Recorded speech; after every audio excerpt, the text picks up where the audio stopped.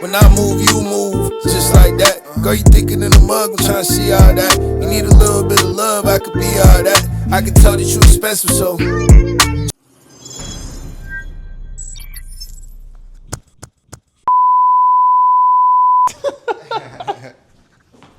All right. First and foremost, thanks for having you. Yeah, for sure. Appreciate you, bro.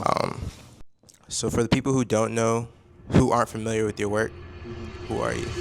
dndSection. I make music and art.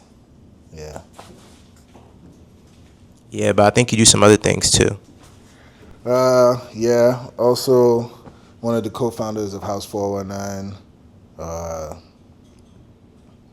I create edit my own video. I do a bunch of random stuff, man.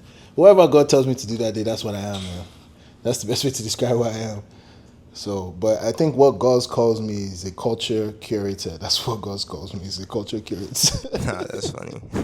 Nah, that's true though. Yeah. I think a big part of that was probably where it all started. Like, well, let's rewind a bit though. You mentioned someone named Guz. Who's that? Guz is my manager and my business partner. Shout out, Guz. I got no here at the shoot, man. The song is gonna be out on August. Tight shit. Thank you. Yeah. Appreciate the bags too. For sure. Hey, I need my clothes back. What was your environment like growing up, and how did that shape like your taste and just how you move? I would consider my mom a creative, and my dad's always been in the creative realm.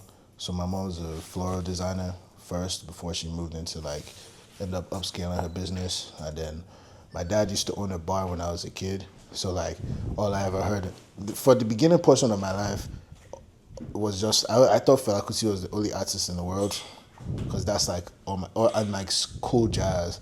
I didn't really know anything else until I got my first Style Plus CD. So it was just that, colors. My whole life was filled with colors because my mom always had flowers. So it's that's all I remember is flowers and Fela Kuti for the beginning portion of my life. Even She's Expensive, bro. Will I? Hand to God. Bro, I made that song because there was, I can say, there was two babes I was talking to at the time. One babe I took out, left hand, Van Cleef. I said, what the hell is this? The first place I took her, the bill was high. So I said, what the hell? She big time she likes fine dining and shit. I'm like, I never do fine dining. No. I just the chop tapas. You know what I'm saying? So then I took out this other girl another time, and then she just kept talking about fine dining too. And then her left hand Cartier, right hand Van Cleef, all these things. And I was like, so I remember I left that date, and my boy Ozzy sent me the beat, and I pressed play on that beat in my room. And I started thinking I could tell that shit expensive. And I was just because I just kept thinking about how this baby's gonna be such a bill. So I just made a song about how this baby's gonna be a bill, but gotta be moved, man. Love on billions. Beautiful women and fine faces, Maseratis and white neighbors, palm trees with some palm angels, fresh fruit, we in Barbados, physical touch, that's my love language. When's the first time someone took your work seriously? When was the first time somebody took my work seriously?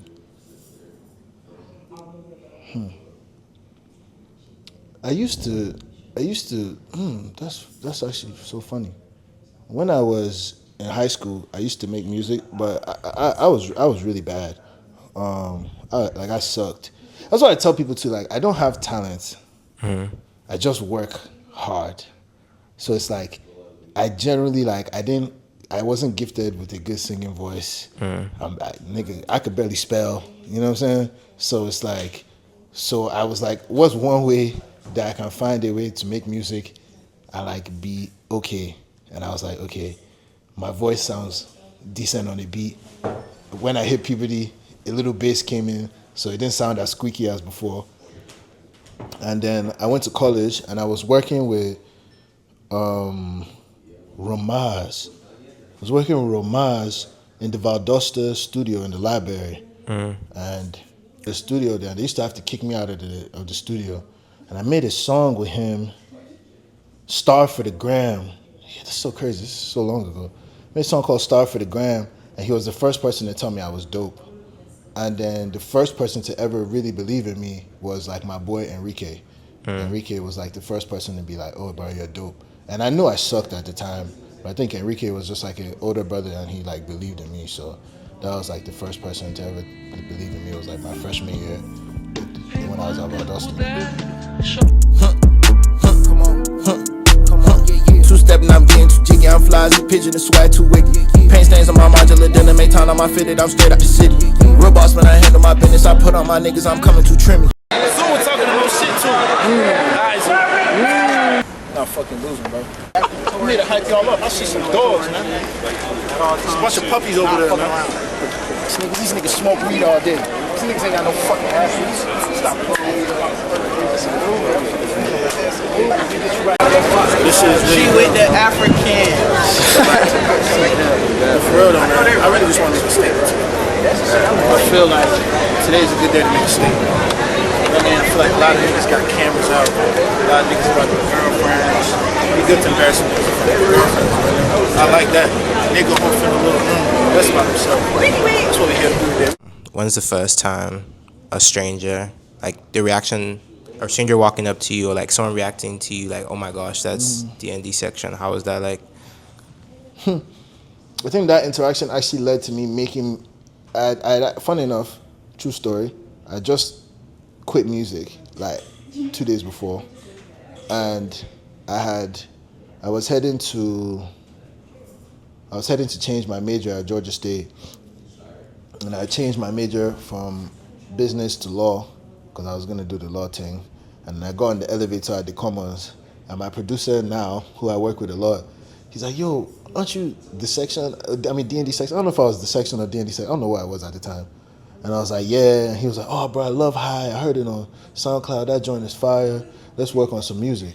And I was with like my ex at the time, and I was like, "Yeah, whatever." Exchange numbers, but I had no intentions of hitting him up because I quit. I wasn't in a good mood.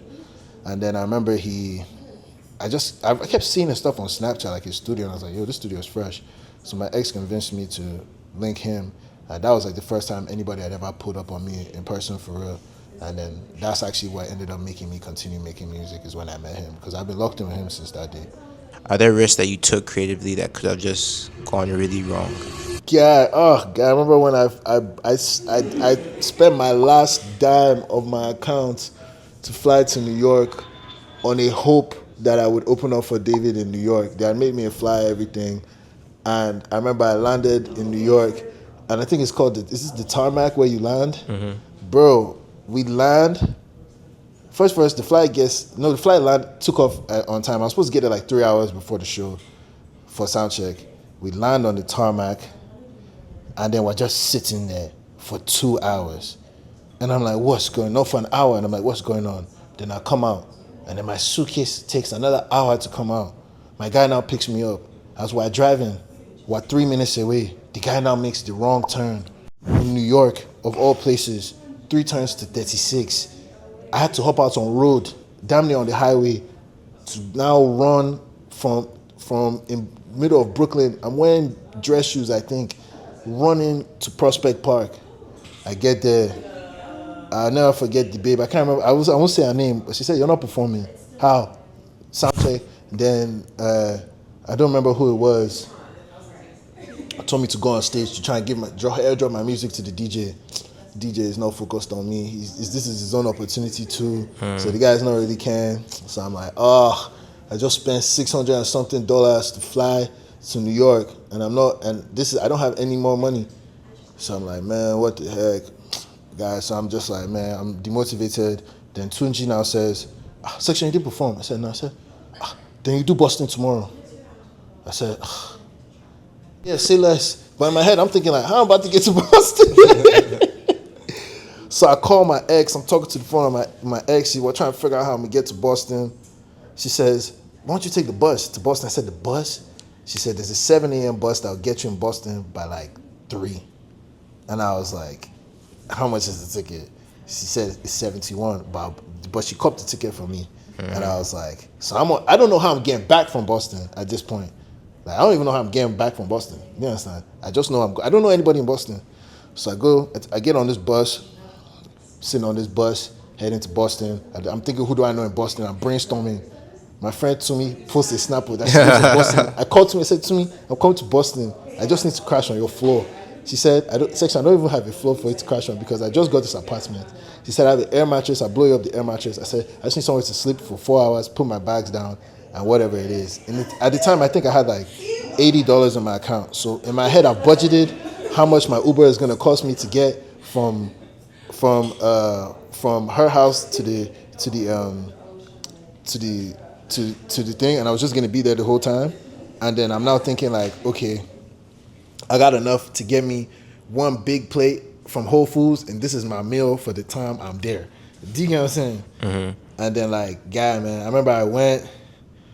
There wasn't even any sound check. I showed up early for no reason, but it's better to be early than to be late at all. And then man, like that was actually one of the best decisions I ever made because it was the first time I'd ever been in front of that many people, and it went well.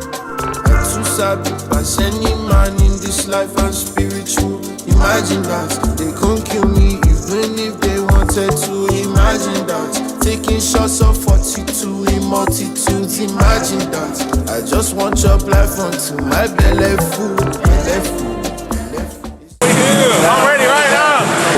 Taking no prisoners, man. We're playing a fast-paced game over here. Oh, yeah? So, yeah, better get your track shoes and your water. Keep up. Let them know.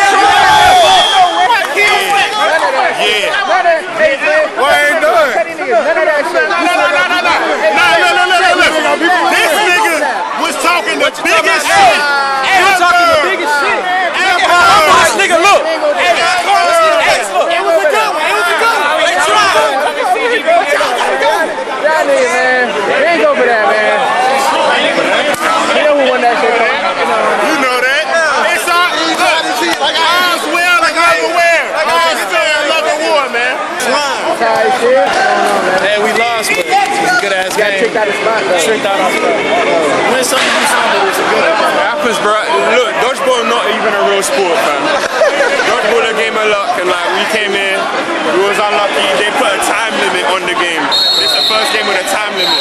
Like, what do that mean? But it is what it is. Like we came, my boys came, we fought. Like end of the day, we the real winners, bro. I mean, the scene's probably changed a lot from then, and so like, what's something about the scene right now that excites you, or something that just really frustrates you?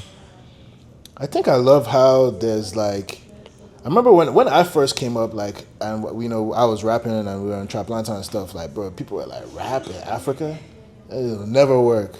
But now it's like you got Udumodu, you got Z11, you know what I'm saying? You got all these guys, Len, Fimi, and like it's dope to see that like something that we were fighting for that, you know. Like to see that, like, not to say like I didn't pave any way, or these guys are their own human beings, but just to see that something that ourselves were struggling so much to do, it's now found a way to fuse, and like guys are finding a way to like create, to like put their sounds with their native, you know, side, and then, you know, bring it all together. Something that frustrates me, I think like the politics of the industry. I don't really like industry shit, man. I really like kind of just like to stay to myself. Like I'd rather just not go to what do they call it? What do they call the thing where you have to go to a place and you network? Mm-hmm. I mean, I know the network. You know I know they go to networking events. Me, if I meet you, God wants me to meet you, but networking events, that one, pure like that. So I don't go anywhere to network with anybody, bro. I mean, so you want everything to be more organic. Yes, all organic. Every relationship I have is organic, and there's a lot of I have a lot of relationships, but it's organic. I don't want it to be like maybe we got drunk one night, maybe we liked the same girl, and we laughed about it later, but like it's never like we forced it. Like I never tried to force a relationship with an artist. Like if we vibe, we vibe, or if there's somebody that I hope to work with, then cool. But even God's and I's meeting is organic, so yeah. Advice is a big thing. Is there a piece of advice you ignored but turned out to be right? When I was younger, I always got the advice is like don't underestimate anybody, because the person you underestimate will end up being in a position that they can help you. And there's a lot of people when I was younger underestimated that ended up being in places where I needed their help.